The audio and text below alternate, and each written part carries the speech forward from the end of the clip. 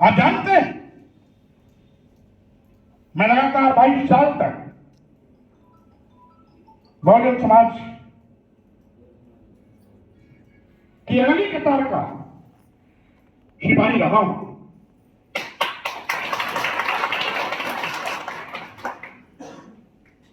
मैंने उस समय बाबा साहब के मिशन और मानव कांसीराम के सामाजिक परिवर्तन आंदोलन का हड़वा देकर तत्कालीन बहुजन समाज की नेता को कई बार समझाने का प्रयास किया,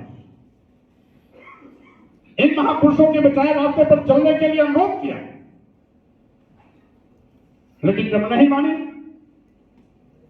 तो उस समय बहुजन समाज पार्टी का मैं राष्ट्रीय महासचिव था, नेता विरोधी दल था, कैबिनेट मंत्री का दर्जा था। मैंने कहा जब मेरी बात नहीं मानी, बहुजन समाज के कार्यकर्ताओं की अनदेखी होने लगी, थैली वाले लेकर के बहुजन की ताकत पर विधायक सांसद बनकर हमारे बहुजन कार्यकर्ताओं, जमीनी कार्यकर्ताओं पर जुर्म अत्याचार करना शुरू किया, अनदेखी करना शुरू किया।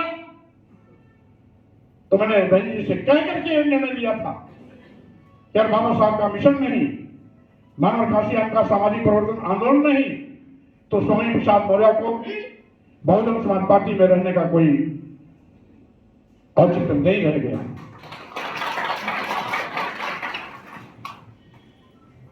मैं केवल अपने सम्मान के लिए नहीं, इस देश में जुड़े पीड़ित शोषित मजलूम समाज जो मिशन के नाम पर ठगा गया था, उनके सम्मान और स्वाभिमान के लिए यह निर्णय मैंने लिया।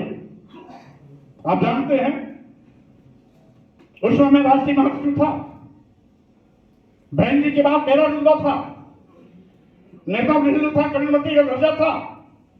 अपने सम्मान की बात आती तो मैं अपने पद पर रगड़ के बना नहीं सकता था, लेकिन बहुजन समाज के सम्मान में उसमें हमने पार्टी छोड़ने का निर्णय लिया। आप ये नहीं जानते हैं, भाजपा में गया तो वहां भी मैं अपने ही मिशन पर काम किया और इत्तेफाक से 1932 में जिस संघ सेवायोजन विभाग के मंत्री बाबा साहब डॉक्टर अम्बेडकर रह चुके थे, वो विभाग हमें मिला। तो अपने कार्यकाल में मैंने 35,000 लड़कियों की सामूहिक विवाह करवाई, मजदूरों की बेटियों की, और 1 लाख लड़कियों की, 1 लाख श्रमिकों की बेटियों की शादी जो उनके घरों में रहती है, प्रत्येक को 55,000 रुपए का आर्थिक सहायता देकर के 1 लाख लड़कियों की शादी उनके घरों पर करवाई। जो मैंने रिकॉर्ड कायम किया, ये रिकॉर्ड पिछले सालों का भी रिकॉर्ड तोड़ा, आगे आने वाले भी समय का रिकॉर्ड मैंने तोड़ कर दिया हूं, कोई इस रिकॉर्ड को तोड़ नहीं पाएगा। आवासीय विद्यालय प्रत्येक मंडल में स्थापित करवाया, एक विद्यालय के लिए 78 करोड़ दिया। और यही नहीं, जब मुझे विभाग मिला था, कुल संघों का पंजीयन मात्र 36 लाख था, और जब मैं विभाग छोड़ा, यानी विभाग बनने से लेकर के मेरे मंत्री बनने तक कुल पंजीयन संघों का मात्र 36 लाख था, और जब मैं विभाग छोड़ा तो 1,30,00,000 हो गया था ये संघों का पंजीयन। और उसी समय कोरोना पीरियड में 40 लाख मजदूरों को मैंने अलग से भी आर्थिक सहायता दिलाने का काम किया। मैं वहां भी दमन मंत्री के रूप में जाना जाता था। मेरे विभागीय कामों का विशाल भारतीय जनता पार्टी के संगठन के लोग और मुख्यमंत्री जी उदाहरण के रूप में देते थे कि हम कोई काम करना काम करने का तरीका जानना हो तो स्वामी प्रसाद मौर्य से सीखो। ये संगठन में बात चलती थी। मैंने क्यों, इसके बावजूद मैंने मंत्री पद छोड़ा, क्यों? क्योंकि मेरे सामने 69,000 शिक्षकों की भर्ती में 18,000 पिछड़े और दलित समाज के शिक्षकों को जो चयनित हुए थे उनको नियुक्ति पत्र दिया, फार्वर्ड को दे दिया। मैंने उस पर आपत्ति दर्ज कराई। मामला चल ही रहा था कि मेरे सामने बिना कोई विज्ञापन निकाले उत्तर प्रदेश के सभी मेडिकल विश्वविद्यालय, मेडिकल कॉलेजों में professor, reader, associate professor, assistant professor के पदों पर अनुसूचित जात, अनुसूचित जनजात, पिछड़ों के 100% आरक्षण को खत्म कर सामान्य वर्ग के लोगों की भर्ती की। कैबिनेट ने विरोध किया।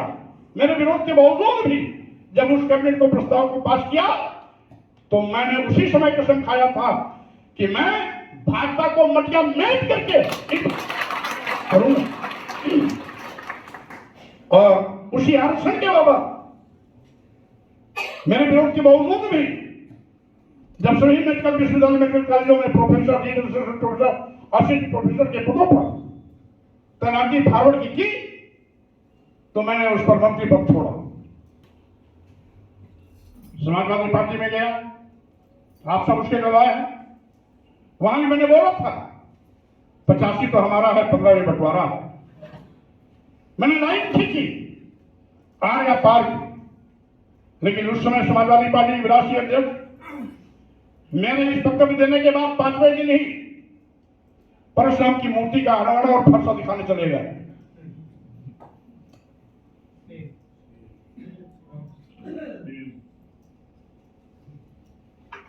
यही नहीं, 90 टिकट पर्चा दाखिला के बाद बदले गए, जिसके नाते समाजवादी पार्टी की सरकार बनने का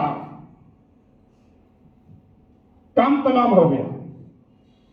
जिस दिन मैंने नारा दिया 85 द्वारा 15 बंटवारा है, समाजवादी पार्टी का ग्राफ आसमान में लग गया। जन जन, बच्चे बच्चे में, गांव गांव में चर्चा हुई कि अब समाजवादी पार्टी सरकार बनेगी। 90 टिकट पर्चा दाखिले के बाद किसी का 2 दिन बाद काटा, किसी के 3 दिन बाद बदला। 90 टिकट बदले। वहां से भाजपा, वहां से सपा की गिनती उल्टी शुरू हो गई और भाजपा जो अपनी हार मान चुकी थी वो धीरे धीरे उठना शुरू किया। बार बार गलतियां जो करते गए भाजपा की नकल कर, अयोध्या में जब रोड शो किया तो रोड शो के बाद चले गए रामलला का दर्शन करने। काशी विश्वनाथ में बनारस में रोड शो किए तो काशी विश्वनाथ का दर्शन करने चले गए। यानी भाजपा के एजेंडे पर समाजवादी पार्टी चुनाव लड़ने लगी तो मैं माथा को सिर दिया। लेकिन बीच समय में मैं कोई राजनीतिक फैसला लेने की हालत में नहीं थी। बाद में चुनाव से फारिग होने के बाद मैंने उनको लाइन पर लाने की कोशिश की और मेरी कोशिश का नतीजा था कि जो समाजवादी पार्टी बाबा साहब डॉक्टर अंबेडकर का कभी सम्मानपूर्वक नाम नहीं लिया, वो सम्मानपूर्वक नाम लेना शुरू कर दी। जो कांशीराम साहब के विषय में कोई तवज्जो नहीं देती थी, वो कांशीराम जी की अपने भाषणों में डॉक्टर अंबेडकर और कांशीराम जी का नाम लेना प्रारंभ किया। यही नहीं, अपने रहते रहते मैंने डॉक्टर अंबेडकर मानव कांशीराम जी की जन्मदिन निर्माण की तिथियां भी पार्टी का दिन मनाना प्रारंभ करवाया। यहां तक कि जो समाजवादी लोग बाबा साहब डॉक्टर अंबेडकर के विषय में कई बार कानूनी टिप्पणियां करते थे,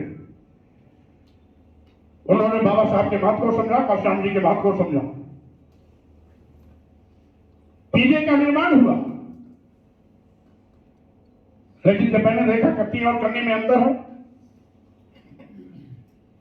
एक और समाजवाद का नारा देंगे, धर्मनिरपेक्ष हमारा संविधान है, उसकी मूल भावना की हत्या करेंगे, पार्टी काली राम भगवान की पूजा कराएंगे।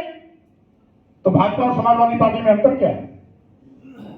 इसलिए हमने देखा विचारों से कोई समझौता नहीं। वहां भी मैं राष्ट्रीय महासचिव था, एनएलसी भी था। अगर स्वार्थ की राजनीति करता होता तो राष्ट्रीय महासचिव और एमएलसी पर से इस्तीफा नहीं दिया। वो इसलिए इस्तीफा दिया कि बाबा साहब डॉक्टर अम्बेडकर और मानव घासी आंदोलन के सामाजिक परिवर्तन आंदोलन के खिलाफ यदि कोई भी कदम उठाएगा तो स्वामी प्रसाद मौर्य सबसे